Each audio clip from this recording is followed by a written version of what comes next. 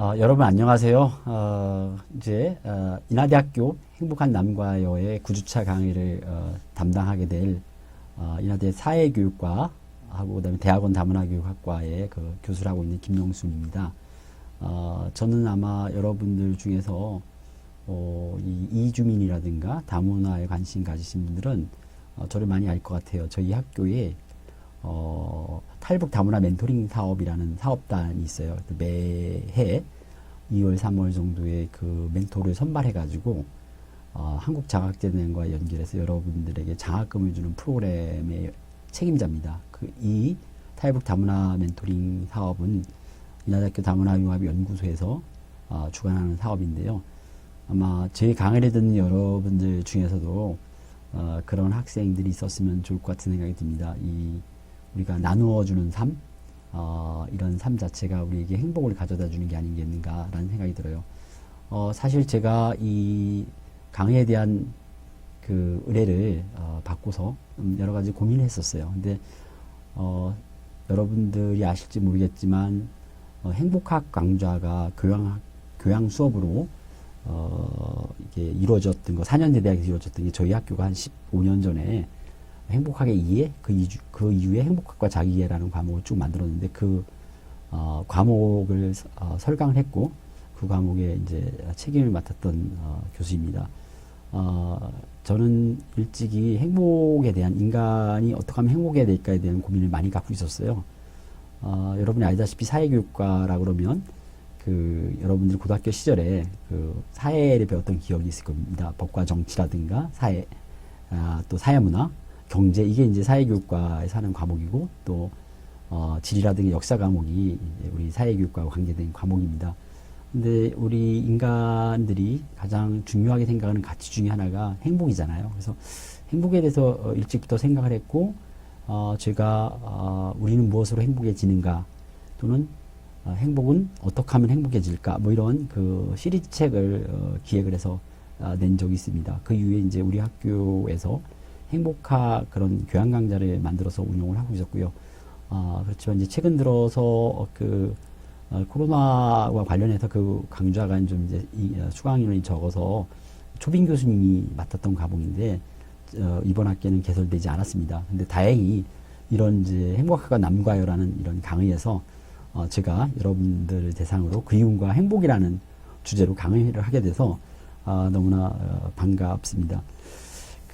제가 오늘 이야기를 여러분과 함께 나눌 그 소재라고 할까요?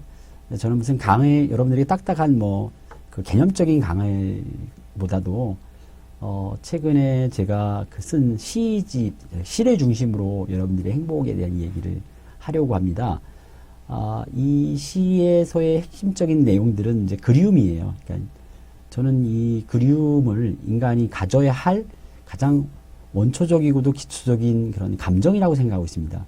여러분들이 대표적인 감각기관 그러면 시각, 청각, 촉각, 미각, 후각 이렇게 해서 5개의 감각이고 거기에 이제 공감각이라는 부분들이 들어가 있지만 대부분의 5가지 감각으로 얘기하고 있는데 저는 이제 여기에다가 식스센스라고 할 수 있는 그리움이라는 감각을 갖고 있어야 된다. 그리움이라는 감각을 갖고 있어야만이 행복할 수 있다라는 것을 주장하고 싶어요. 근데 제 시에서 여러 다양한 그리움을 그리고 있거든요.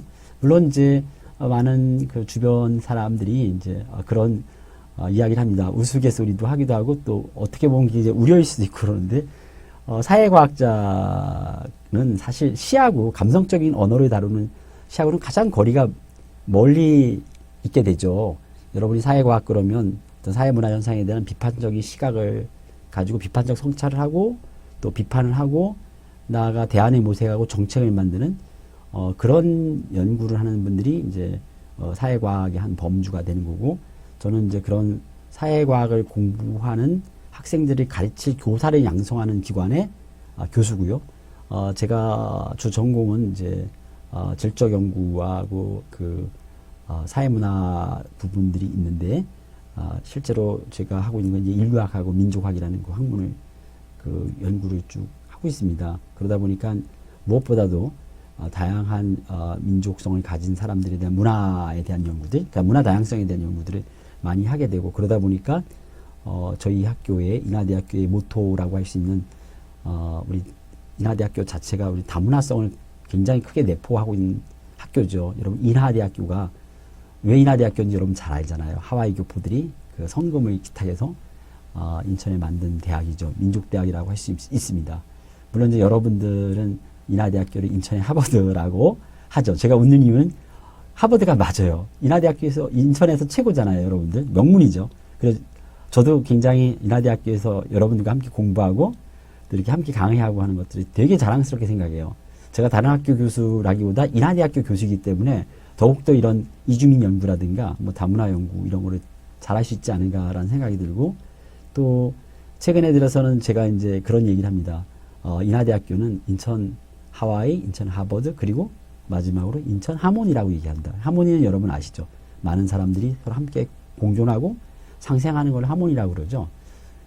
그래서 이제 제가 그런 이제 하모니라는 개념을 가지고, 그럼 인간이 하모니, 협동하고 서로 화해하고 상생하려면 뭐가 있어야 될까? 어떤 감각을 가져야 될까? 그래서 이제 그거를 저는 이제 그리움이라고 얘기하는 거죠. 그래서 제 시는 많은 그리움들을 담고 있어요. 그래서 제가 여기 지금 보여드리는 표지는 제 시집의 앞 표지하고 그 마지막 표지입니다. 그래서 이 마지막 표지에서 이제 그림을 여러분들이 볼 수 있을 거예요. 이게 어린 왕자만 그리시는 화가분 그림인데, 제가 이제 강의 속에서도 이분과의 대담을 여기다 싣고 있는데요. 그래서 여러분들이 이 시집을 오늘 함께 얘기하는 시간을 갖도록 하겠습니다.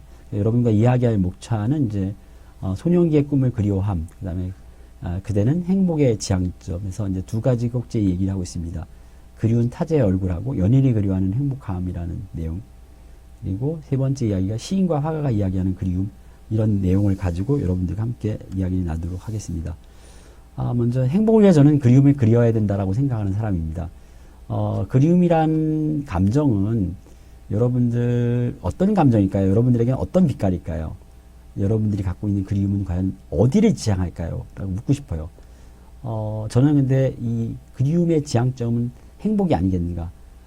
그리워하는 대상, 그리움을 받는 대상, 그게 저는 꼭 대상일 리가 없고, 뭐 본인이 갖고 있었던 어떤 꿈에 대한 그리움도 있을 수 있고, 언젠가 먹었는데 아주 맛있는 음식과 아울러서 그런 기억과 추억에 대한 그리움이 있을 수가 있고, 또 어디를 여행에 갔는데 그 아름다운 장면에 대한 그리움이 있을 거예요. 그러니까 사건이라든가 현상이라든가 대상을 다 포괄한 어떤 그리움이 아닐까라고 생각하고 있습니다. 이 그림은 지금 여기 나온 사진은 그 뒤에 제 시집의 마지막 아까 잠깐 봤지만 그 어린 왕자를 그리시는, 어린 왕자에 대한 그림을 그리시는 분인데, 그 어린 왕자에서 그 밀밭이라는 그런 소재가 나오는데, 그 들판은 노랗고 하늘에는 이렇게 아름다운 그 하트와 별들로 가득 찬 그런 그림입니다. 그래서 이거는 이제 제가 그 내를 건너서 수브로라는 도서관에서 제 시집을 가지고 북콘서트를 했었어요. 그래서 북콘서트 할 때 장면을 사진에 찍은 겁니다. 그래서 이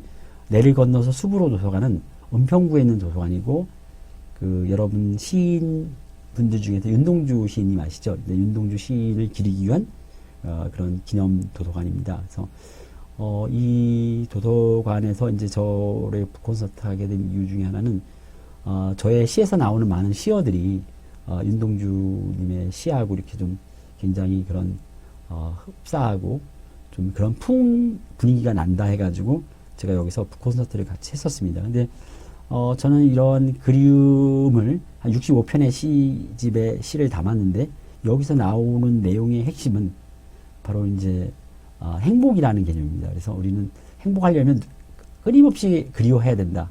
그리움을 통해서 나를 성찰해야 된다는 얘기를 하고 싶어요. 그래서 오늘 여러분과 얘기하는 가장 주된 핵심적인 주제어가 뭐예요? 그리움과 행복이죠. 그래, 그리워하지 않는 사람들은 행복할 수가 없다라는 내용을 여러분들에게 얘기하고 싶습니다. 첫 번째 이야기는 소년기의 꿈을 그리워한다라는 거죠. 제가 아까 전제 질문을 여러분에게 던졌어요. 내가 행복한 이유는 뭘까? 여러분, 행복하게 논의하고 있는 많은 학자들은요, 행복에 대해서 여러 가지 정의를 해요. 그 중에 이제 제일 현실적인 건 거죠.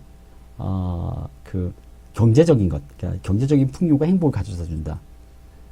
그리고 뭐 내가 하고 싶은 일을 하는 것, 그러니까 성취에 관련된 그런 곳에서 행복한다. 그리고 가족 관계에서 갈등이 없고 화목한 가정, 이것도 행복의 조건이 되고, 인간관계에서의 화목함, 뭐 이런 여러 가지 행복에 대한 어떤 그 과정과 원인과 이런 그 결과들이 있었을 거예요. 근데 제가 찾고자 하는 행복은 바로 이제 그리움을 지향하는데, 그래서 이제 여러분들에게 제가 얘기하고 싶은 거는 이 강의에서 행복하려면 그리워하라라는 거죠. 근데 여러분, 우리가 흔히 그리움하면 그 주로 이제 대상에 대한 그리움, 여러분들이 이제 어머니에 대한 그리움, 뭐 친구에 대한 그리움, 또는 연인에 대한 그리움, 뭐 이런 그리움을 많이 갖게 돼요. 그리고 이루지 못한 꿈에 대한 그리움도 있을 수 있겠죠. 분명히 이제 우리가 봤을 때 국어사전에는 보고 싶어 애타는 마음으로 기술되어 있으니까 그리움이 어떤 대상에 한정되어 있는 감정이라는 부분들이 있어요. 근데 그리움은 저는 어떤 대상에 대한 그리움을 넘어서 뭐 자신의 나라나 고향을 비롯해서 뭐 특정 장소나 집단에 대한 그리움이 있다고 생각합니다. 그리고 저는 제가 첫 번째 여기서 얘기하고자 하는 그리움은 제 소년기에 제가 놓쳤던, 또 그걸 그렇게 하지 못했던 그리움에 대한 얘기를 처음 하고 싶어요. 그러니까 그리움은 예전에 묻어두었던 꿈에 대한 그리움으로 저는 환원시켜서 말씀드리고 싶습니다. 그건 어떤 얘기냐면, 제가 사실 어릴 적에 고등학교 시절이에요. 제가 문학 소년이어가지고 지금처럼 제가 사회과학을 하리라 생각을 못했었죠. 다만 이제 부모님의 뜻이 사범대학을 가야 된다라는 그런 부분들이 있어서, 여러분이 아시다시피 저는 이제 50대 중반인데요. 그때 당시에 고등학생을 둔 그 부모님들이 가장 바라고자 하는 것들이 아이러니하게도 이제 지금처럼 우리 학교의 공대가 굉장히 유망하지만 공대보다는 막 이제 육군사관학교라든가 또 이제 뭐 서울대에서도 이제 이런 그 사범대 같은 경우, 이게 지금도 임용고 씨가 지금 대단히 세지만, 예전에 사범대에 나오면 거의 다 이제 선생님이 될 수 있었고, 사범대에 들어가는 자체가 경쟁률이 치열했었어요. 그러다 보니까 저처럼 이제 강원도, 저는 이제 양구라는 곳에서 태어났어요. 이제 공부는 춘천에서 쭉 했는데, 그러다 보니까 이제 부모님들이 가장 생각했던 건 뭐냐면, 먼저 직업을 잘 잡아서 뭐 집안을 살려야 된다. 여러분 이제 예전에 유교에서는 그러잖아요. 입신양명은 출세해야 된다. 뭐 이런 게 굉장히 강해요. 가족주의가 강하다 보니까. 그래서 그런 영향 때문에 아버지가 제가 썼던 그런 이제 시에 대한 뭐라 그럴까, 습작 노트들을 제가 보는 앞에서 막 아궁에다 이렇게 불쏘시개 불로 이렇게 집어넣은 거예요. 그러니까 제 꿈이 불에 탔죠. 그때 되게 너무나 섭섭하고 억울해. 그 감정을 제가 표현하기 되게 어려울 거예요. 제 꿈이 불에 탄 거잖아요. 저는 시를 쓰고 싶었는데, 윤동주 선생님이라든가 만해 한용운 선생님처럼 저는 그 두 분의 시를 굉장히 좋아해가지고 정말 이렇게 멋진 시를 쓰고 싶었어요. 그래서 제 시가 이렇게 교과서에 나오면 좋겠다라는 생각을 가지고 시를 썼는데, 그런 거를 이해가 안 되는 거죠. 아버지나 어머니 입장에서는 집안의 그런 장손으로서 이게 집안을 이끌어가려면 이제 제대로 된 직업을 가져야 되고, 이런 생각 때문에. 그래서 제가 첫 번째 꿈을 그 당시 좌절해가지고 부모님이 원하는 공부를 하게 된 거고, 뭐 사실 그것 때문에 사실 제가 사회과학자가 되고 여기 인하대학교에 있게 될 수 있지만, 물론 제가 놓쳤던 꿈, 시인이 되고자, 시를 쓰고자 했던 그 꿈은 계속 제 마음속에 있었던 거예요. 그러던 중 제가 시를 쓰기 시작한 거죠. 근데 제 연구가 이제 이주민 연구를 하다 보니까 현장에 나가서 이주민들이 이야기를 듣고, 우리가 너무 이주민들이 자신이 떠나온 고향, 자기가 생각했던 미래의 꿈에 대한 어떤 좌절, 뭐 이런 부분의 이야기를 듣고 보니까 이 감성이, 그러니까 사회과학적으로 가져야 될 어떤 분석력보다 그분에 대한 어떤 타자 인식에 대한 동정, 연민, 이런 부분이 생기면서 제가 시를 쓰게 됐습니다. 시를 쓰게 된 여러 가지 동기도 있지만, 저는 그 시를 쓰는 순간 오히려 논문을 쓸 때보다 더 행복했던 것 같아요. 내가 내 꿈을 쓰고 있었기 때문에. 그래서 저는 이 본인이 예전에 묻혀졌던 꿈을 그리워하는 것, 여기부터 사실 제가 이제 소년기의 꿈을 그리워한다라는 얘기로 이제 이야기를 시작하는 거죠. 그러면서 이제 제 시를 쓰게 된, 시집을 만들게 된 동기들이 이제 나와 있는데, 제 책의 가장 앞에 시인의 말이 있는데, 시인의 말의 제목이 가장 아름다운 단어, 그대 그리고 그리움이라고 시작합니다. 그래서 가장 많이 등장하는 단어는 그대고요. 두 번째 그리움입니다. 그대란 단어는 여러분이 알다시피지만 여러분 한번 지금 1초간 그대 한번 불러보세요. 그대. 자, 한번 따라해 봅시다. 그대. 해보셨죠? 그대 그러니까 어떤 감정이에요? 다정다감한 감정을 느끼시겠죠. 만약에 그런 다정다감함을 느끼지 않는다면 그리움의 감정이 소고된 상태예요. 여러분 그리움의 감정을 가지고 있어야 행복합니다. 그리움은 언제나 다정다감하지만 아픔, 슬픔, 기쁨 등이 중첩되는 이미지가 아마 있을 거예요. 공감각적이라고 해가지고 뭐라 이렇게 표현할 수 없는 느낌을 저는 그대가 가지고 있다고 봐요. 근데 이제 이러한 그대란 말을 제가 즐겨 쓰게 된 거는 사실 5년 전에 제가 대장암 초기 증세가 있으면서 굉장히 대장장애하고 지속적으로 이렇게 투병을 하게 된 거예요. 근데 이제 여러분들이 아시다시피 우리가 이렇게 어떤 병에 걸렸을 때 여러 가지 반응을 하죠. 어떤 사람들은 다 본인의 어떤 삶을 정리하고 건강하기 위해서 계속 자기 몸을 생각하고 스트레스를 없애기 위한 방법들을 생각했는데 저는 거꾸로 내일이 더 열심히 하는 거죠. 내가 만약에 언제 어떤 방식으로 세상을 하직할 수 있기 때문에 더욱더 그 남겨진 시간 동안에 열심히 해야 되겠다라고 생각이 들었어요. 그래서 이런 5년 전 그런 지병과 싸우면서 가장 고독하고 힘든 시기에 저하고 비슷한 그런 이제 투병을 했던 분을 만나게 된 거고, 그 사람에게 딱히, 그 사람하고 상당히 이야기 많이 나눴어요. 물론 그분은 지금 이제, 이 세상에 이제 없는 분이 되셨지만, 그분에게 어떤 딱히 호칭을 부를 수 없어서 이제 그 친구를 저는 이제, 그대라고 불렀어요. 처음 그대라고 불러주셨을 때 장대비가 내리더니 그대가 떠나간 그날도 몇 날 며칠 폭우가 내렸다. 사실 이제 이러한 그대에 대한 감정, 떠나간 그대에 대한 감정 때문에 더욱더, 늘 소통하고 이야기하고 죽음을 앞두고 있는 상태에서 그런 서로가 정해진 어떤 기간, 되게 이제 그분은 이제 시한부를 살아셨던 분이기 때문에 상당히 많은 이야기를 나눌 수 있었는데요. 근데 이러한 거는 저에게 있어서 가장 큰 소풍 같은 삶이 아니었겠는가. 내 삶을 한 번 정도 정리해 볼 수 있지 않겠는가라는 생각이 들었어요. 그래서 소풍 같은 삶을 선물해주고 다시 시를 쓸 수 있도록 아마 그분이 그런 감성을 선물했던 것 같아요. 첫 번째가. 소년기에 내 꿈이었던 시쓰기를 다시 한번 생각해 보게 된 거죠. 근데 이제 그대는 호련히 서쪽 하늘 저편 별들이 머무는 곳으로 떠나 그리움만 남는다. 그 그림이 전이 되어 내 삶의 많은 이들을 그대라고 부르게 되었다.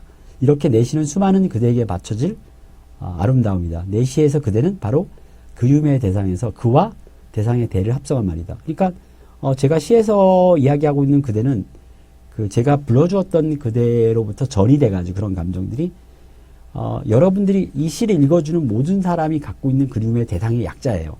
그러니까 그리움의 대상에서 그와 대상의 대를 합성한 말이죠.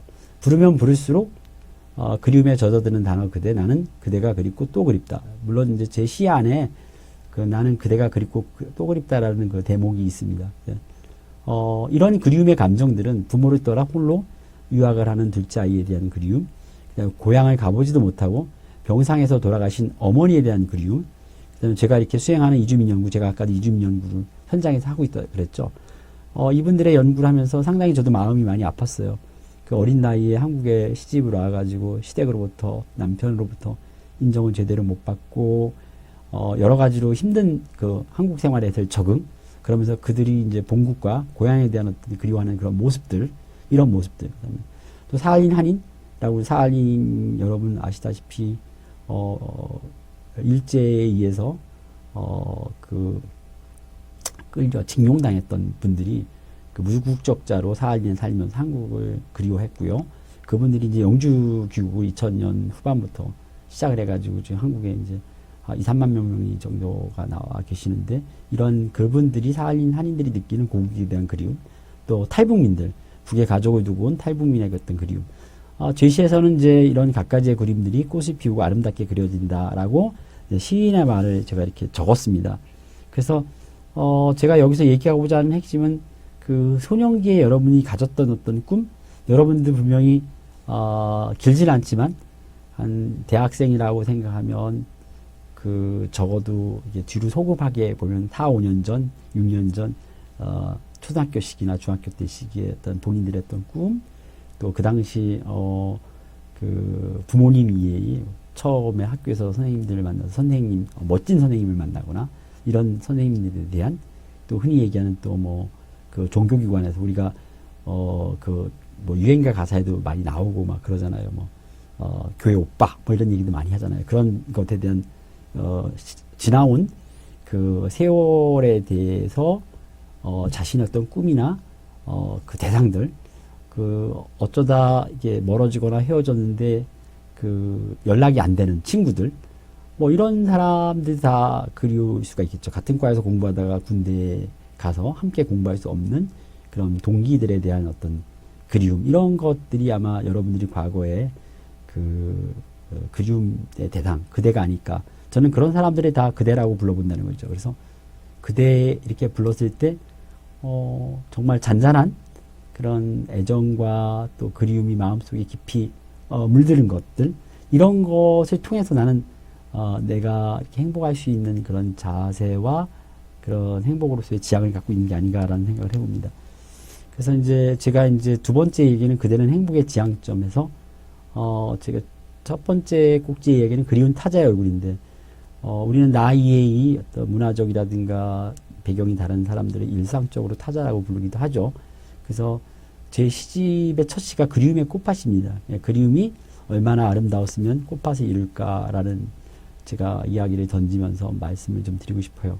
그 나의 시집에서 그리움은 결코 그리움의 완성이나 완결을 그리지 않는다. 그리움은 그 호소하고 또 다른 그리움을 겹겹이 쌓아 나가는 것. 그 그리움이 지속적으로 그리워진다라는 부분들이죠.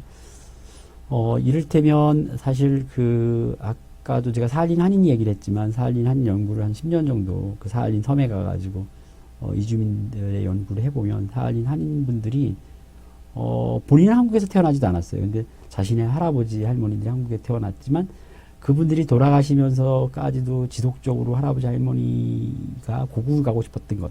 그리고 제가 그 사할린 한인 묘지를 갔을 때 벽 안에 파란 눈의 청년이 자기 할아버지의 묘소에 그 금초를 하는 걸 봤어요. 벌초라고 하기도 하죠.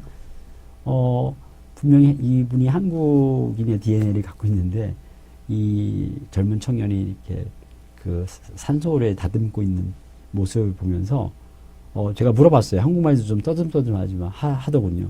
할아버지 할머님이 그렇게 고향에 가고 싶어 했다라는 거예요. 물론 이제 그들의 꿈이 이루어져가지고 일본 적십자사가 지원을 했고 한국에서 적십자사 쪽에서 이제 후원을 해가지고 우리는 한국에 6군데 정도의 그 사할린 한인 영주기국자 그런 집거 지역이 구성이 되어 있고요. 인천에는 논현동하고 적십자병원에 이제 이분들이 와 계세요. 70세가 다 넘으신 분들이죠. 2세대, 3세대 이상 되시는 분들이 와 계시는데 실제 그분들이 한국에서 태어나서 한국을 그리워한 건 아닙니다. 부모님들이 한국을 그리워하는 것들이 그 감정이 그리움의 감정이 후세대들에게도 전이 된 거예요. 그래서 내가 가보지 않았지만 할아버지 할머님이 그렇게 가보고 싶었던 한국에 와서 사시는 거죠. 그런데 사는데 이분들이 여기서도 다시 사할린을 그리워하는 거예요. 사할린에 남겨두고 온 자녀들. 왜냐면 자녀들까지는 다 같이 못 오게끔 법안이 그렇게 돼 있어요. 그러다 보니까 그 사할린에 있는 자손들에 대해서 그리워하는 거죠. 그래서 저는 이제 이중적 그리움이라고 표현하고 있는데 이러한 그리움들은 전이가 되는 거예요. 그러니까 네 대에 그리워하는 게 아니라 이어서 계속 그리움을 갖고 있다는 거죠. 그래서 그리움을 갖는다는 것은 아쉬운 감정이잖아요. 그런 감정이 이제 굉장히 패러독스하게 역설적으로 들릴 수가 있어요. 그리운데 그리움이 있으면 슬퍼해야 되는데 왜 교수님이 행복해 할까라고 얘기하잖아요. 근데 그리움을 갖는다는 것은 그 그리움을 극복하고서도 또 다른 그리움이 계속 나오는데 그 그리움은 행복을 찾아가는 지속적인 하나의 길이 아닌가라는 생각이 들어요. 그래서 저는 이제 아까도 얘기했지만 행복해지면 그리워하라라고 얘기를 하고 있어요. 그래서 첫 번째 시는 모든 사람의 마음에 그리움의 꽃밭. 우리가 꽃밭은 되게 아름답잖아요. 그래서 그런 걸 마음에 가지고 있다. 그래서 그리움의 다양한 꽃들이 만발한 꽃밭을 이루지만 나의 그리움은 오직 그대에게 향해 있습니다. 그래서 여기서 나의 그리움은 오직 그대에게 향해 있다. 그대는 그리움의 대상이라 했죠.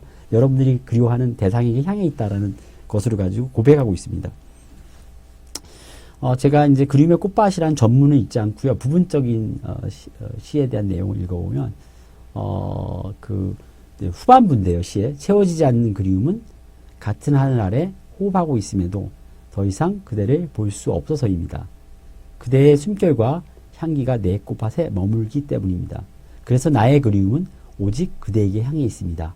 이렇게 이제 제가 시를 이야기했어요. 그래서 지금 물리적인 공간 속에서 뭐 시간적인 그런 속에서 그 그리워하는 대상은 지금 내 곁에 없죠. 내가 손을 잡을 수 있지도 못하고 눈으로 볼 수 있지도 못해요. 그래서 제가 여섯 번째 감각이라는 그리움은 내 마음 속에서 그와 호흡하고 있다는 거를 얘기하는 거죠. 그래서 여러분들의 가장 그리움의 대상이 과연 뭔가, 여러분이 소년기의 꿈인가, 아니면 헤어진 친구인가, 뭐 이런 부분들에 대한 그리움이 여러분들에게 그 사람에게 지향되고 있다는 거고, 그 그리움을 마음에 안고 있는 한 아름답다는 거죠. 아름다운 꽃밭을 내 마음속에 다 갖고 있으니까. 그런 의미로 이제 제가 그리움의 꽃밭이라는 그 첫 번째 65편 중에 첫 번째 들어있는 시입니다. 그리고 이제 여기서 그 시에 대해서 얘기해보면, 가만히 보면 그리움의 꽃밭에 있는 그대는 시인의 말, 제가 쓴 그리움의 대상이며 그 대상이 누군지 모르지만 오로지 그대 한 명임을 드러내고 있죠. 그리고 같은 하늘 아래 호흡한다는 것은 시인의 그리움의 대상이 우리가 숨쉬고 있는 인간으로 사는 것은 어느 곳에 존재하든 간에 같은 하늘 아래 있는 거죠. 똑같은 하늘을 우리가 보는 거죠. 같은 하늘 아래 있으면서도 호흡하면서도 어떤 연유인지 모르겠지만 만나지 못함을 드러내고 있는 거죠. 그래야지 그리움이 생성되는 거지 않습니까? 그래 우리는 이렇게 현실에 누군가와 함께 살고 있지만 같은 하늘 아래 살고 있어도 볼 수 없는 대상이 있을 수가 있어요. 여러분 중에 이제 유학 오신 분들 있잖아요. 지방에서 공부하기 위해서 인천에 오신 분들, 부모님들을 때로 못 만나죠. 그러니까 카톡이라든가 뭐 SNS 통해서 또는 전화로 부모님들하고 만나지만 실제적으로 자주 뵙지 못하잖아요. 이런 것도 이제 부모님에 대한 그리움이 있을 수 있죠. 같은 하늘 아래 있지만, 하늘 아래 호흡하고 있지만 만나지 못하는 경우죠. 그리고 아직도 사랑이 식지 않아 노이즈는 석양이며 불쑥 찾아오는 옛 연인에 대한 그리움. 이런 그리움을 여러분이 가지고 있을까요? 뭐 그런 분들이 있으면 상당히 성숙된 마음을 갖고 있는 거겠죠. 또 북의 가족을 두고 온 탈북자들의 슬픈 그리움을 생각해 보시죠. 한번 봅시다. 수많은 사람들이 이산을 겪고 있어요. 그러니까 여기 이산이라는 것은 꼭 뭐 다른 나라에 가서 있었던 것이 아니라 이렇게 한 공간에 그리운 사람들끼리 모여 살아야 되는데 한 공간에 있지 못하면 이산, 디아스포라라고 우리가 얘기를 하죠.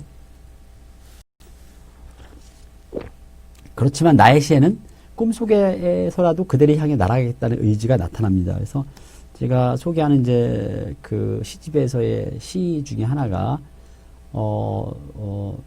그대의 꿈에라는 시인데요. 이게 이제 나는 늘 그대를 꿈꾸는데, 그러니까 어느 날 그대가 그 꿈속에서 나를 봤다라는 이야기를 들었을 때 이어서 쓴 시예요. 그래서 이제 내가 한밤중에 그대가 사는 마을로 그대의 마음으로 내 마음이 날아갈 수 있기에 나를 들뜨게 합니다. 그 들뜸으로 들려오려진 내 마음은 오늘 밤에도 그대를 향해 비행하겠습니다. 그대여 마을에 등불을 켜고 마음의 문을 활짝 열어 내 마음을 받아주세요. 나는 오늘 밤 그대에게 날아가서 그대 마을에 그대 마음에 오래도록 머무르고 싶습니다. 새벽동이 틀 때까지. 이 시는 그대의 꿈에 내가 나왔다는 그런 아까도 얘기한 것처럼 연통을 받았어요. 근데 나는 늘 그대를 꿈꾸고만 있는 줄 알았는데 갑자기 그대의 꿈에 내가 나왔다 그러니까 이 마음이 들려 올려진 거죠. 그래서 여기서 시인이 얘기하고자 하는 그 부분은 내가 그대의 물론 떨어져 있기 때문에 그대의 마을로 갈 수는 없죠. 바로. 그러니까 꿈속에 그대의 마음에 밤에 그대를 향해서 비행하겠다는 거고, 그러니까 내가 비행할 때 여러분들이 비행기는 이렇게 착륙할 때 그 활주로에 이렇게 불들이 켜놨잖아요. 그러지 않으면 착륙을 잘 못하죠.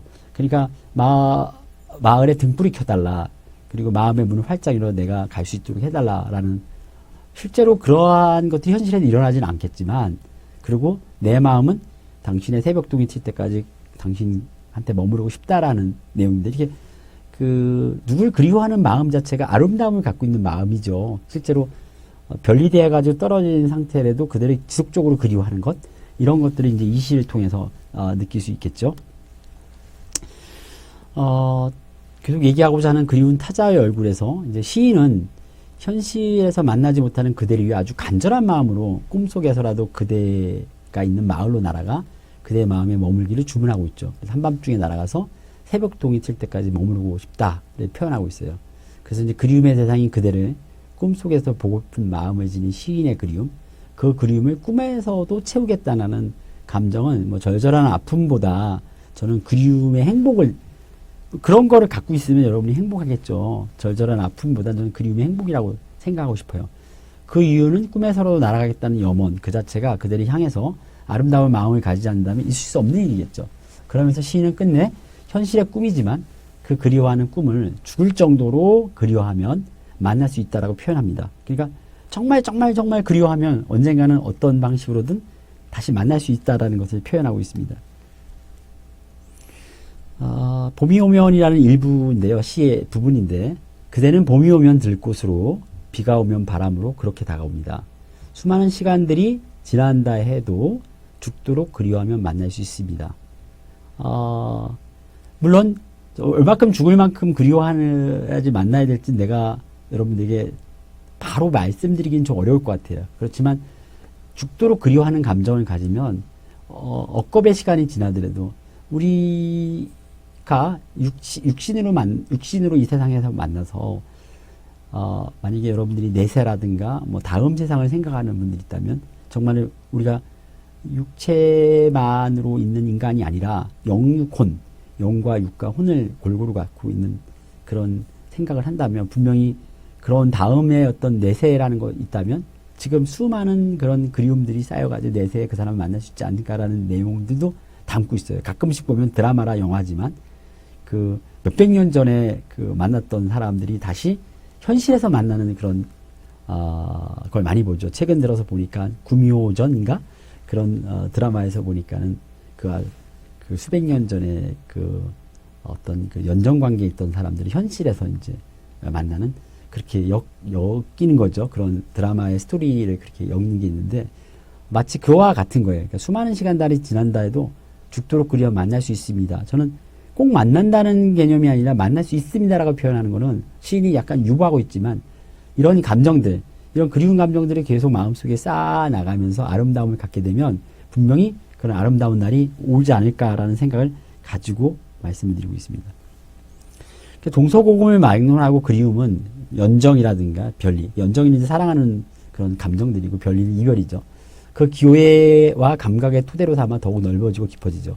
시인이 얘기하는, 제가 얘기하는 죽도록 그리워하면 만날 수 있다는 것을 통해서 불교의 윤회설 내지 이자정해, 그 헤어진 자는 반드시 만난다라는 논어의 말씀, 이런 것들을 저는 은유하고 있다라고 봅니다. 그래서 대부분 평범한 일상을 살아가는 우리들은 그리움 자체가 누구나 그럴 법한 보편적인 정서일 따름이다라고 여러분들이 그리움을 이렇게 정말 멋지고 아름다운 마음으로 승화시킨다라는 그런 개념을 가지고 있습니다. 그래서 봄이 오면 들꽃으로 비가 오면 바람으로라는 그리움의 계절적 변주, 여기서 이제 들꽃이라든가 비가 오면 바람이라는가라는 이런 변주가 나오고 있죠. 그는 첫째, 이제 아무런 이유 없이 존재하면 우리를 엄습하고 상처를 주고 있어요. 그리움이라는 그런 감정들이. 그러니까 둘째, 하지만 그럼으로써 우리의 자아를 취하고 보존케 하는 힘으로 오히려 작동한다는 사실을 유쾌하게 제가 시인이 알려줘요. 그러니까 저는 이 두 번째 감정의 두 번째 주장이랄까? 그러니까 제가 그 시를 쓰는 작자로서 여러분들에게 이해하고 싶은 건 이 두 번째 마음이에요. 우리의 자아를 취하고 보존케 하는 힘으로 오히려 작동한다는 거죠. 저는 그 지난 8월 달에 정확하게 8월 27일에 저희 모친, 저희 어머니를 90세 일기에 하늘로 어머니께서 가셨어요. 정말로 이제 제가 이 하늘 아래 호흡을 하고 있지 않죠, 어머님이. 물론 아버님은 11년 전에 돌아가셨는데, 물론 여기 제 강의를 듣고 있는 여러분들도 언젠가는 부모님과 이별할 날이 있을 거예요. 여러분들이 어떻게 생각할지 모르겠지만 영원할 수는 없겠죠. 인간은 태어나서 태어나자마자 지속적으로 죽음을 향해 전진하고 있는 거예요. 그러니까 저는 좀 빨리 앞에 가 있는 거고 자연적인 수명으로 봤을 때 저는 50대 중반이니까 여러분들보다 훨씬 더 살아갈 날이 적은 거죠. 여러분들이 훨씬 살아갈 날이 많은 거예요. 그렇지만 보편적 법칙, 자연의 보편적 법칙을 인간은 언젠가는 죽는다라는 거죠. 그러면 나의 윗세대, 부모님들은 나보다 자연적인 수명으로 봤을 때는 빨리 돌아가실 수밖에 없죠. 언젠가는 여러분들도 부모님을 잃을 수밖에 없는 거죠. 저는 그 어머님을 잃고 나서 굉장히 슬프고 가슴이 아프죠. 나를 낳아줬던 어머니를 이제 세상에서 살아있는 모습을 볼 수 없다라는 그런 감정들이 슬프죠. 근데 그런 감정들이 가장 가까운 사람의 죽음을 통해서 내가 느끼는 감정들은 뭐냐면 우리가 죽음을 기념하고 죽음에 대한 세레머니, 그러니까 장례식을 하는 이유가 과연 뭘까요를 생각해 봤어요. 그래서 저는 슬프기 위해서 할 것인가? 아니라고 생각합니다. 만약에 그렇게 모든 사람들이 부모를 잃고 사랑하는 연인들이 잃고 이랬을 때 계속 슬퍼하면 아마 정신병원은 터질 거예요. 그러니까 우리는 어느 정도의 그러니까 망각이 갖는 굉장히 중요한 그 가치는 우리가 망각하지 않으면 사람이 살아나갈 수 없는 거죠. 아마 미칠 거예요. 그런 감정, 슬픈 감정을 계속 가지면. 그러니까 저는 이제 여러분들이 갖고 있는 그리운 감정이 슬픈 감정이 아니라 그 슬픈 감정을 넘어서서 아름답고 행복한 감정, 행복하게끔 하는 그렇게 가야 된다라는 걸 얘기를 하고 싶어요. 그래서 저는 자아를 치유하고 보존케 한다는 거. 여러분 슬픈 영화를 보면 눈물이 나오죠. 그죠? 영화를 봐도 눈물이 나오는데 같이 낳아주시고 길러주신 부모님을 잃었을 때, 특히 어머님을 잃었을 때 여러분들은 감당치 못할 슬픔으로 빠질 거예요.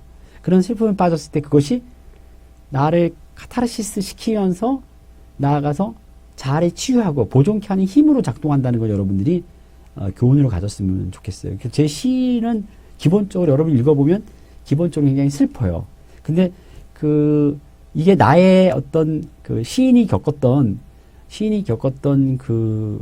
하나의 인생의 어떤 질곡점, 인생의 어떤 비극들, 이런 것만을 보지 않고 저는 시적 화자라고 할 수 있는 사람들이 청자인, 그 시를 읽고 있거나 독자인 많은 여러분들에게 다시 한번 자신의 슬픔을 환기시키는, 그리움이 자신의 슬픔을 환기시켜서 행복으로 가는 길이 아닌가라는 생각을 하고 싶다라는 겁니다.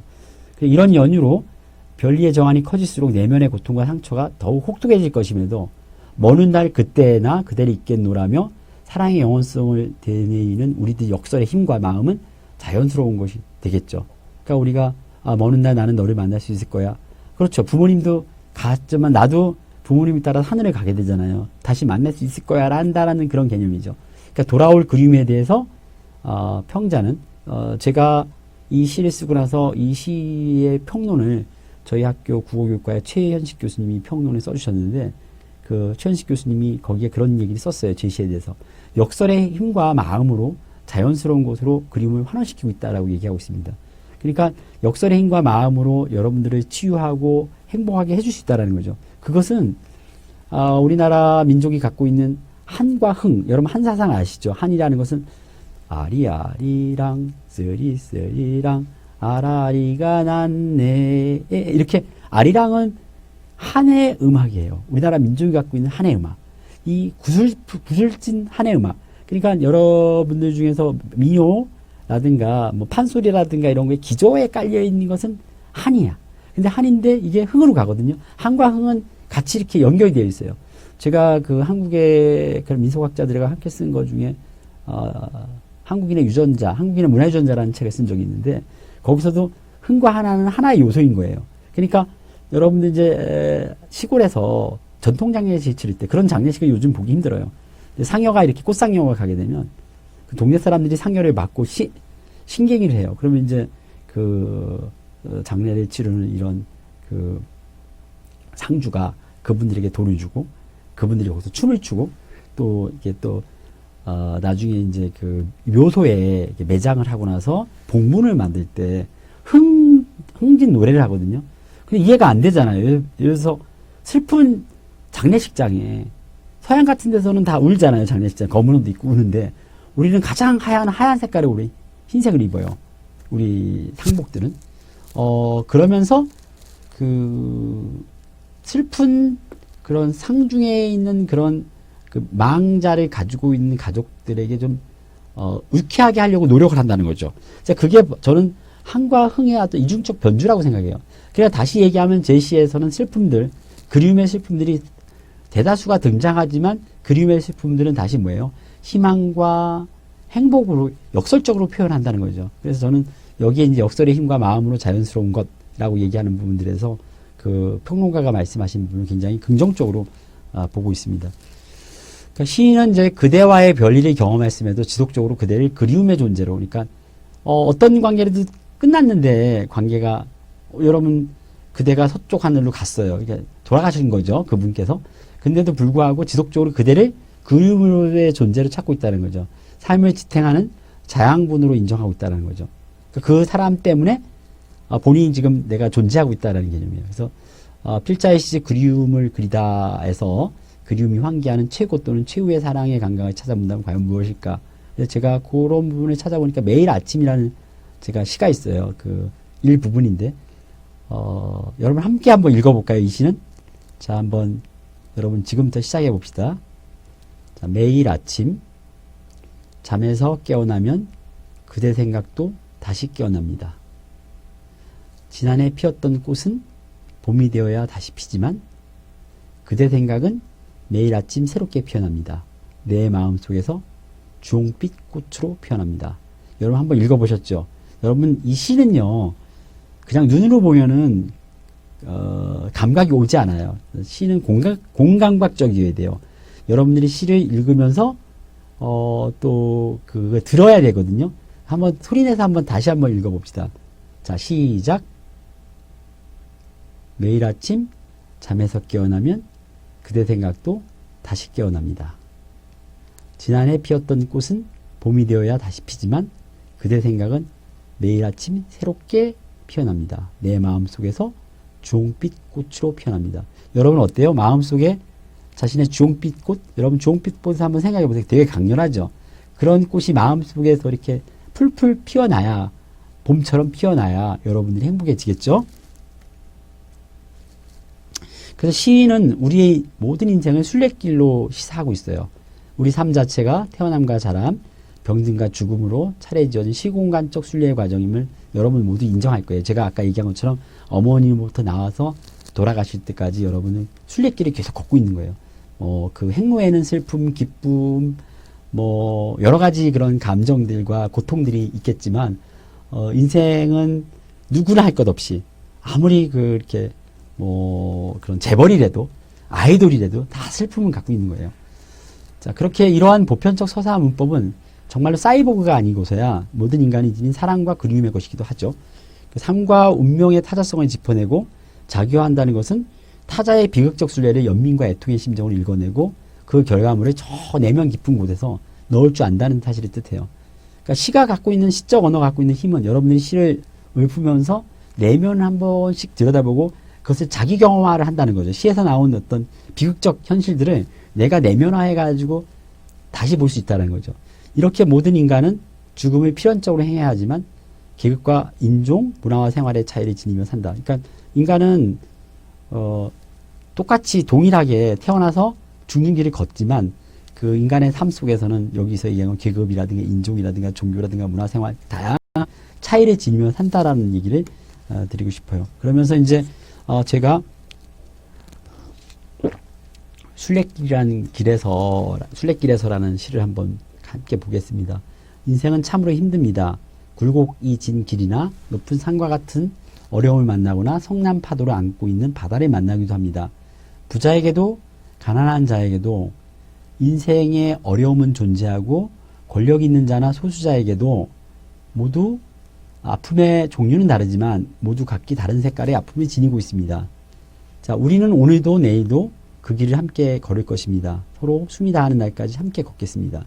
어느 날 그대가 혼자가 되더라도 나는 그대의 마음을 지키는 별이 되어 있을 것입니다. 그렇게 우리는 영원할 것입니다.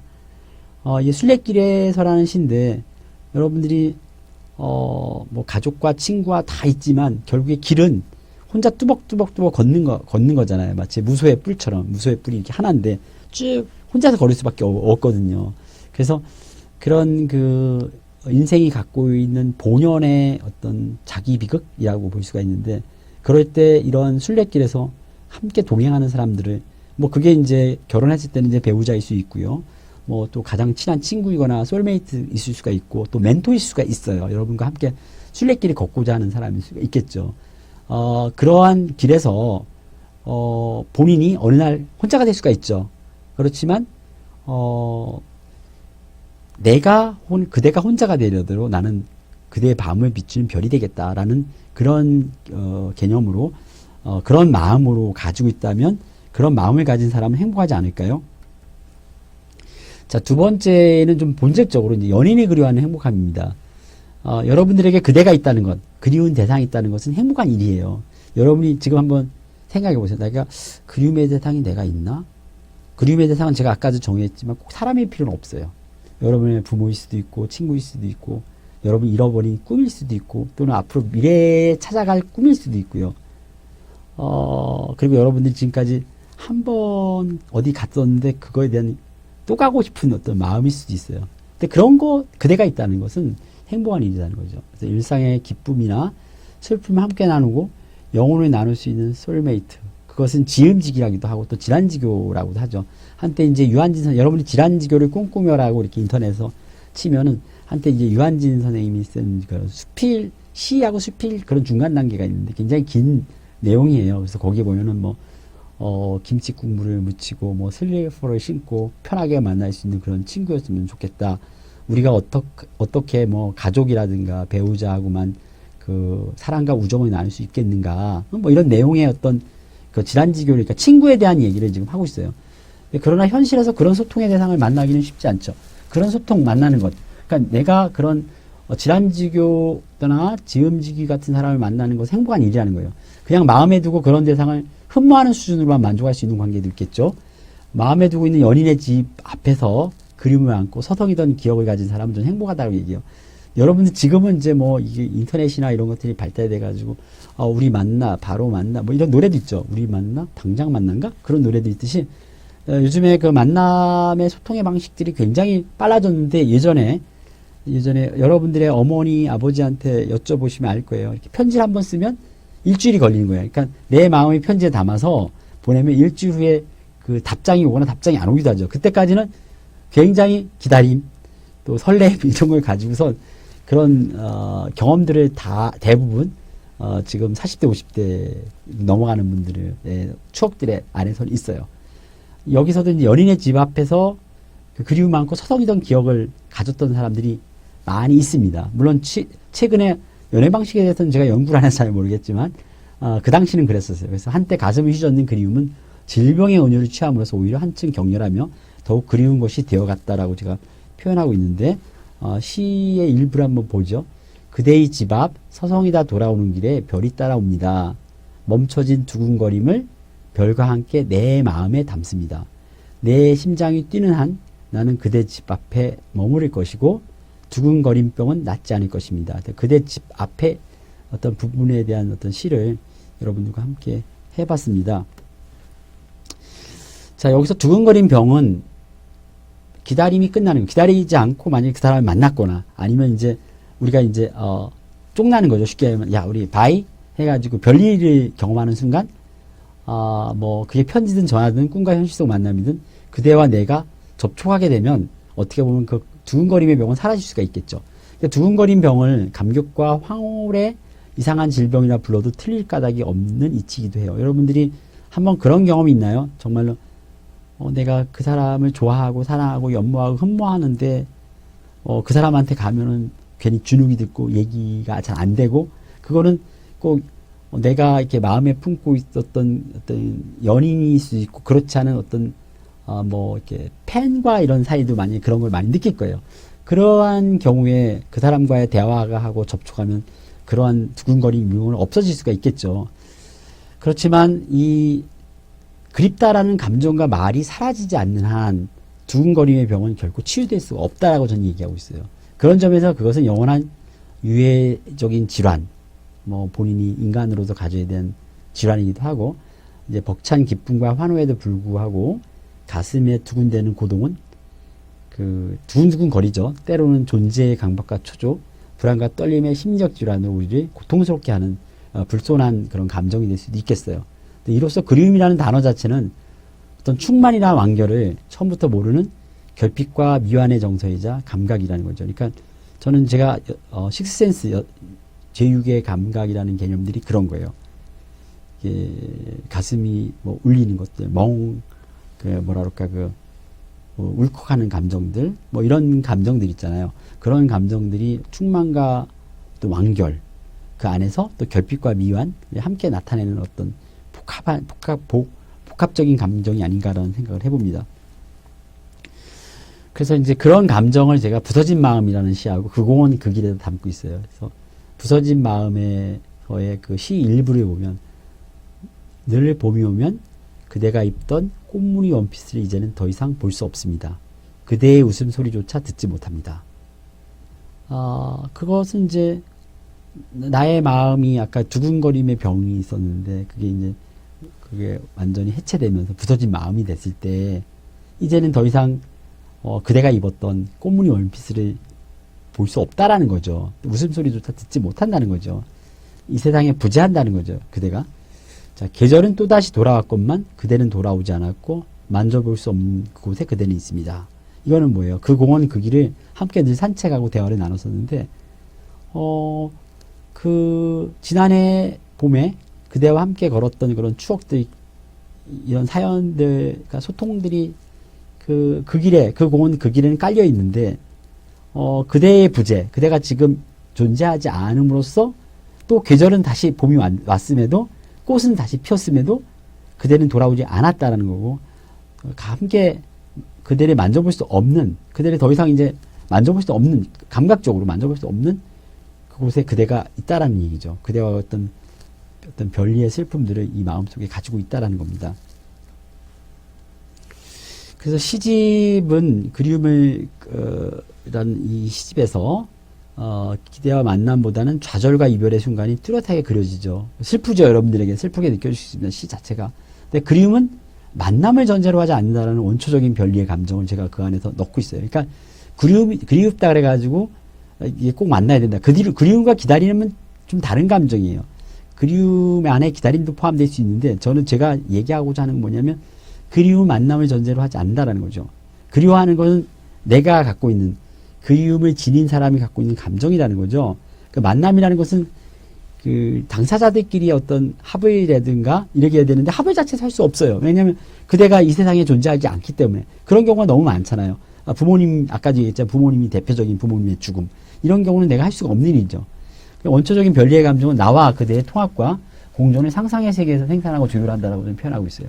그러므로 어떤 경우에는 양자를 하나의 원한 속에서 가두는 폐쇄성을 끌어들이는 한계로 종종 미끄러지기도 하고요. 이 세상의 모든 아들들에게 어머니의 존재는 연인이자 제1의 조력자이기도 하죠. 어머니가 주는 무한대의 사랑에 대해 아들들은 반드시 기억해요. 여러분, 제가 이제 뭐 남성이니까 저도 누군가의 아들이죠. 또 저도 이제 어떤 여성적인 속성의 어머니를 가지고 있었고 그 어머니를 이제 잃은 거잖아요. 그래서 여기서 이제 사실 어머니는 그 나의 조력자고 아주 자신이 희생해 가면서 해줬던 분이죠. 그래서 아들들은 대부분 어머니를 반드시 기억해요. 물론 남성들에겐 때로는 모성을 갖춘 여성이 연인의 지위를 부여받기도 하죠. 그러니까 그 대부분 이제 연인으로 만나거나 배우자로 만날 때 그 자신의 어머니의 모성을 갖춘 경우가 되게 많아요. 연인으로부터 모성의 존재를 느끼며 그 여인의 신체적 특징을 어머니의 그것과 대비시켜 그려내기도 하죠. 그 대표적인 게 이제 제가 저희 어머니의 그 새끼손가락이 약간 굽었는데 어린 시절에 이제 여러 가지 그런 어려움을 아픈 경험들이 있으면서 이 새끼손가락이 굽어 있어요. 이제 그걸 보면서 제가 쓴 시인데, 이제 그대는 이 세상에 없어 그대의 손을 잡을 수 없습니다. 그대의 새끼손가락을 만질 수 없습니다. 다만 그 아픔의 흔적이 남아있는 그대의 새끼손가락만 기억합니다. 그러니까 다 손가락이 평범한데 그 새끼손가락만 휘어져 있었다는 거죠. 그래서 내 마음이 아픔으로 머물렀던 그대의 그 새끼손가락만을 라고 해가지고 그대 새끼손가락이라는 부분에 이 식구가 들어져 있습니다. 연인의 부재는 일상의 생활도 변화할 만큼 강력한 수단이 되죠. 여러분이 한번 어느 날 이렇게 만났던 그리운 사람이 사라졌다고 생각해 보세요. 그래서 필자의 지인은 이제 이거 제가 이제 다음 시는 이제 사실 저랑 아주 가깝게 지내는 친구의 부인이 돌아가셨죠. 상처를 한 거예요.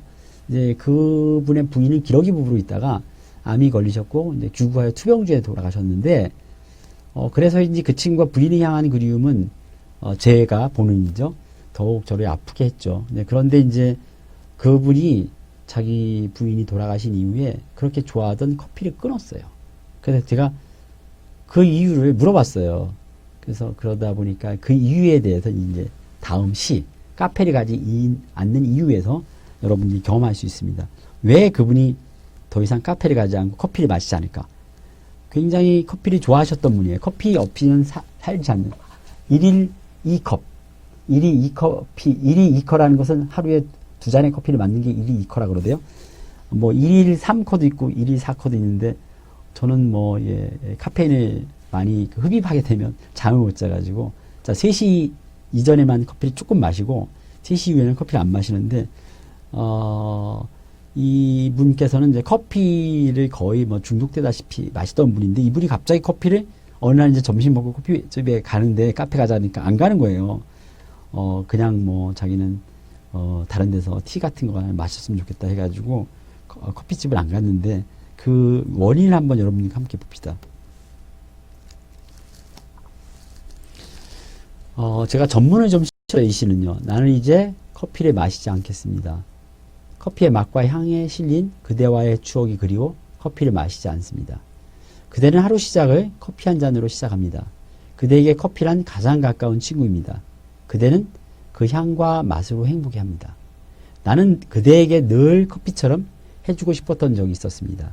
이제 나는 그대를 위해 아무것도 해주지 못합니다. 그래서 나는 커피를 마시지 않습니다. 더 이상 카페를 가지 않습니다. 이렇게 시가 종교이 되는데요. 과연 여러분들도 커피를 좋아했던 연인이 이 세상에 없거나 여러분들과 헤어졌을 때 과연 여러분들은 커피집을 끊을까요? 그렇지 않겠죠. 근데 이분에게는 엄청난 그런 단절이고 또 그 커피에서 느끼는 그 맛과 향을 통해서 자신의 배우자를 지속적으로 떠올리기 때문에 너무 힘든 고통이라는 거죠. 그래서 이제 안 가시겠다는 얘기를 이 시에서 쓰고 있는데 저는 그런 마음 자체도 굉장히 저는 아름다운 마음이 아니겠는가라는 생각을 하고 있는 거예요. 그래서 이런 부분들이 여러분이 역설적으로 들릴지 모르더라도 우리가 그리워하는 감정들은 행복을 위한 노력이다라는 부분들을 얘기하고 싶어요. 그래서 이 시에서 커피를 좋아했던 시적 화자는 연인은 바로 그의 배우자이다. 이 비극적인 타자들이 시적 화자와 거의 다시 만날 수 없죠. 절연됐으니까. 별리의 극한 상태에서 사태에 던져진 상황이 존재하게 되겠죠. 이렇게 해서 이들을 향한 기억과 애도 그리고 현실로의 초청과 환대가 삶과 죽음의 세계 양방향으로 더욱 다채롭고 세밀해져야 하는 의무가 더욱 배가 되고 있죠. 하지만 시인의 눈빛으로, 그러니까 제가 보는 눈빛으로 그들을 바라보는 말건냄은 또 이렇게 가슴 먹먹하게 할 줄 압니다. 병원에서 누구에게나 동일한 환자복과 침대의 제공의 역설이 그것입니다.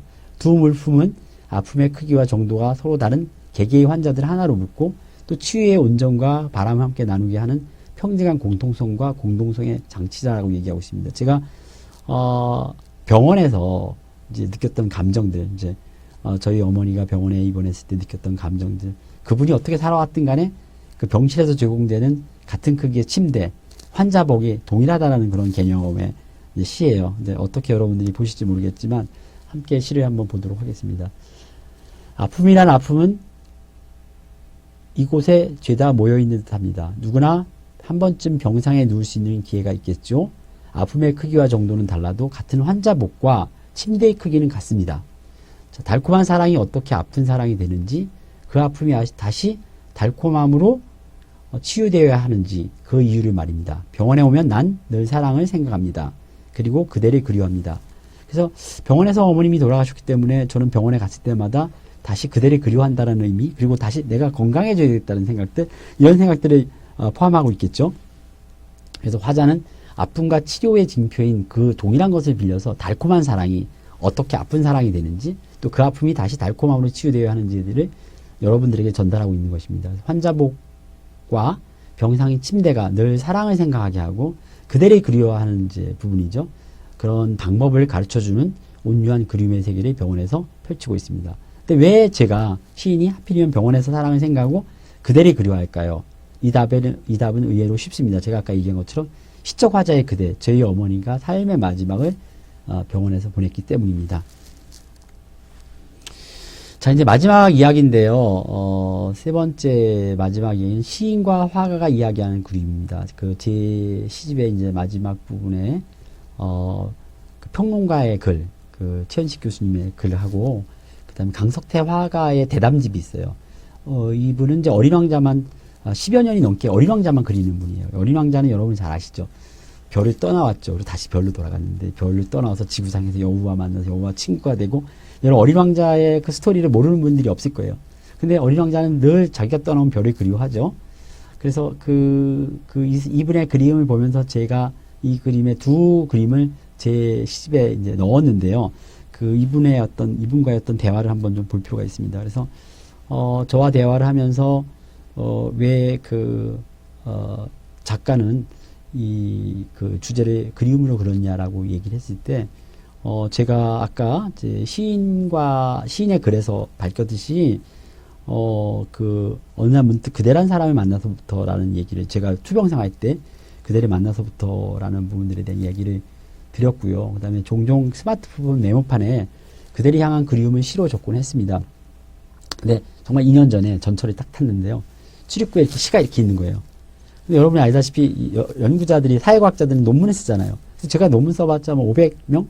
뭐 1000명도 안 봐요. 근데 그 시는 매일 출근하고 매일 전철이 내리고 타고 하는 사람들이 그 시를 다 보는 거야. 그리고 행모가 미소를 줘요. 그 시를 보면서 그 시에 나온 내용들을 자기에게 자기 어떤 체면을 걸거나 자기화 시키는 거죠. 그걸 보면서 이게 시가 갖는 힘이 굉장히 크구나라는 생각이 들었어요. 그래서 나도 언젠가 틈틈이 쓴 시를 시집으로 묶어야겠다라고 생각했죠. 그리고 제가 고등학교 시절에 아까도 얘기했지만 시인을 꿈꿨는데 시 쓰기는 나를 소년으로 돌려놓는 거예요. 그래서 지난해 제가 안식년 동안 이제 주주대 게스트하우스에서, 거기서 머물면서 스마트폰의 메모판에 시를 정리해서 60여 편을 시집을 낸 거예요. 그래서 페이스북에다 시를 올리고 피치들과 시집 제목을 물어봤더니만, 그림을 그리다라고 했으면 좋겠다 해가지고 그림을 그리다라는 시집을 낸 이야기를 제가 얘기하고 있고요. 그 다음에 강석태 화가가 이런 얘기를 합니다. 지금 옆에 있는 사진은 이제 강석태 화가하고 이제 그 북콘서트 하는 자리에서 얘기를 했고, 이 북콘서트 내용은 한 11월 중순 정도에 여러분 유튜브를 통해서 볼 수가 있습니다. 강석태 화가가 어린 왕자가 지구를 떠나갈 때 인사하잖아요. 아저씨는 슬퍼하지 마세요. 이런 이야기가 나오잖아요. 제가 왜 이러한 영감이 떠올랐냐 하면요. 한 아이가 다가와 미소를 지으면서 그 아이가 황금빛 머리카락을 휘날리고 있다면, 그리고 당신이 묻는 말에 대답하지 않는다면 누군지 짐작할 수 있습니다.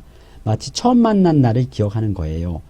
처럼요. 누구나 처음 만난 날은 중요한 의미를 지니까요. 그래서 그리움이라는 어떤 개념이나 존재 자체가 우리 연구자들이 연구하는 것과 비슷하잖아요. 정말 어떻게 보면 일반화시키기도 어려워요. 그리움이 얼마나 그리운지 빈도가 강도를 정의내릴 수 없는 대상이 돼요. 그리움이 어떻게 여러분이 정의내립니까? 그래서 그럼에도 불구하고 교수님은 가장 그리운 어떤 대상이나 의미가 있을 거잖아요. 그래서 제가 느꼈던 것은 너무 슬프지도 않고 사랑도 기다리고 있는 그런 그리움이나 시간에 대한 그리움, 그런 것들이 들어가 있었던 것 같아요. 그래서 그런 것의 도착점은 그냥 어떤 그리움의 형태일까라고 생각했는데요. 그때 사랑과 행복이 있었던 느낌이 들었어요. 그러니까 이 화가분도 이 그리움을 행복과 연결하고 있다는 거죠. 그래서 이제 제가 이제 정리를 마지막으로 이렇게 하면서 그분하고 대화 나눈 마지막 부분인데요. 시인과 화가의 대화가 한 10쪽 정도 돼요. 10페이지 정도 되는데 제가 이렇게 요약해가지고 여러분들에게 말씀을 드린 거예요. 그래서 제가 그런 말씀을 드렸습니다. 강 선생님이 어린 왕자를 고집스럽게 일관성 있게 그리려 하는 것을 충분히 이해합니다. 나는 그대가 먼저 간 저 세상에서 분명히 자신의 별로 되돌아갔다고 생각합니다. 우리 모두는 떠나온 별을 그리워하며 지난한 인생의 순례길을 걷는 것이겠죠. 그러니까 제가 아까 이제 순례길이라는 시를 읊어드렸듯이 인간은 원래 하늘에서 지상으로 떨어진 수많은 별들 아닐까요? 이것은 독일의 시인 라이너 마리아 릴케가 그런 얘기를 합니다. 인간들은 천상에서 별들로 있다가 어느 날 지상에 떨어진 수많은 별들이다라고 얘기를 합니다. 근데 그 별들로에 회귀하고자 하는 향수가 그리움이 난다고 봅니다. 내가 쓰는 시가 힘든 세상에서 순례길을 걷는 그대가 내게 준 희망처럼 저는 그리움은 그대로부터 얻는 희망이라고 생각해요. 제가 아까도 제 소년기에 시 쓰는 것이 그런 희망이 좌절이 됐었잖아요. 근데 그런 그리움, 내가 시를 쓰겠다는 그리움을 계속 안고 있었고, 그런 그리움들은 나에게 희망을 줬다는 거죠. 내게 준 희망처럼 나도 수많은 영혼들에게 그대를 선물하고 싶답니다. 제가 여러분들에게 강의하고 싶은 내용들, 그리움과 행복이라는 주제로 여러분들에게 얘기하고 싶은 것이 여기 묻어나고 있어요. 그러니까 내가 겪었던 그런 그리움들이 그 소년기에 내가 실현하지 못했던 꿈에 대한 그리움이 저에게 희망이 된 거예요. 그래서 저는 이것을 여러분들과 다 함께 나누고 싶다라는 거죠. 그리고 여러분들에게 선물하고 싶다라는 거예요. 저의 감정들을 선물하고 싶었다는 거죠. 그래서 저는 이제 이렇게 여러분들에게 강의를 마무리하려고 합니다. 내가 쓴 시는 꽃씨가 될 것입니다. 봄이면 그 꽃씨가 꽃피어 힘든 이 세상에 희망으로 가는 꽃길을 만들 것입니다. 겨울에도 꽃이 만발한 꽃동네를 만들 것입니다. 나는 어두운 밤이면 떠나온 별을 그리워합니다. 떠나간 그대를 더욱 그리워합니다. 그대가 온 별로 다시 돌아간 그대를 내가 무척 그리워합니다. 어느 날 문득 나도 내 별로 돌아가야겠죠. 그날까지 내 시는 멈추지 않고 그대를 부를 것입니다. 들판은 노랗고 하늘에 꽃이 만발한 그날까지 말입니다. 여러분, 제 시의 마지막 표지 그림이 들판은 노랗고 하늘에 꽃이 만발한 그림이에요. 이 강석태 화가가 준 그림인데, 그 그림의 이 느낌들을 여러분들이 좀 함께 공유했으면 좋을 것 같아요. 그 그림 보고 있노라면 요즘 가을, 만추의 가을이죠. 여러분 어디든 가든 누런 들판, 노란 들판들을 볼 수가 있어요. 그리고 하늘에 꽃이 만발한, 저는 그 꽃에, 저는 그리움의 꽃이 만발했으면 좋을 것 같아요. 그래서 여러분들에게 이제 주고 싶은 마지막 제 말씀은 끊임없이 그리워하라. 여러분들이 행복을 얻으려면 여러분들이 하고자 했던 과거에 하고자 했던 그런 꿈에 대한 그리움, 앞으로 본인이 해야 될 꿈에 대한 그리움, 그러니까 미래가 되겠죠. 저는 뭐 이렇게 직업 하나 얻고 이러한 것도 중요하지만 그것보다 본인이 갖고 있는 원대한 어떤 꿈들에 대한 어떤 그리움, 그리고 여러분들 가까이 있는 가족, 친척, 부모님, 친구, 이런 정말로 대상에 대한 어떤 그리움들, 그리고 여러분들이 평상시 생각했던, 그런데 지금 현실로 나타나지 않았던 많은 것들에 대한 그리움, 그런 그리움들이 겹겹이 쌓여서 저는 슬프거나 이런 비통한 그런 감정들이 아니라 그런 감정들을 통해서 자기를 성찰하고 정화하고 앞으로 나아갈 수 있는 행복함을 여러분들이 가질 수 있으면 어떨까. 그래서 저는 여러분들에게 끊임없이 자연과 함께하고 이웃과 더불어 시를 읽는, 여러분 시는 짧고 간결하잖아요. 늘 많이 읽을 수 있잖아요. 여러분 어디든 시는 충분히 볼 수 있는 게 많은 것 같아요. 인터넷이나 SNS도 많고. 그래서 여러분들에게 끊임없이 시를 읽고 여러분들이 느끼는 감정을 글로 적어서 시적 언어로 표현했으면 좋을 것 같아요. 표현하는 사람은 행복한 거예요. 그래서 여러분들이 제가 여러분들에게 마지막으로 주고 싶은 이야기는 인하대학교의 인하인들로서 또 행복한 남과 여의 수강을 했던 분들로서 여러분이 행복해지려면 끊임없이 그리워하라 라는 말씀을 드리면서 오늘 강의를 마치도록 하겠습니다. 대단히 수고 많으셨습니다. 감사합니다.